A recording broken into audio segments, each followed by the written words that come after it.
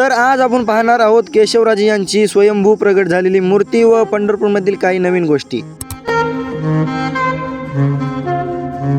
तर हे आहे बघा मित्रांनो केशवराजे यांची स्वयंभू प्रगट झालेली मूर्ती। तर आज आपल्याला पंढरपूर मधील संतपुरे मठ हे बघायला जायचं आहे बघा मित्रांनो। तर चला आपण जाऊया। जर मित्रांनो तुम्ही हे व्हिडिओ पंढरपूर मधून बघत असाल तर ह्या ठिकाणाचं नाव कमेंट मध्ये नक्की सांगा। हे बघू शकता पंढरपूर मध्ये आल्यानंतर हे असे तुम्हाला सुंदर सुंदर दृश्य बघायला भेटतात बघा। तर मित्रांनो आपण फायनली पोहोचलेलो आहे संतपुरे महाराज यांच्या मठापाशी। संतपुरे महाराजाचं नाव असंच फेमस झाले नाही मित्रांनो, यांच्या मठामध्ये 12 ज्योतिर्लिंग व 4 धाम यांची रचना सुद्धा केलेली आहे बघा। तर चला मित्रांनो तुम्ही पण दर्शन घेऊन घ्या संतपुरे महाराज यांच्या मठाचं।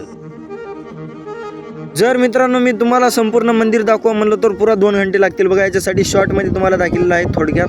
पंढरपूरला येऊन जर विठ्ठलासारखं गण लावला गेला तर काय कामाचं असं माझा दोस्त म्हणाला, म्हणून 10 रुपयाचं पिवळा बंदा देऊन पिवळं चिटूक गण लावून घेतला बघा कपाळावर।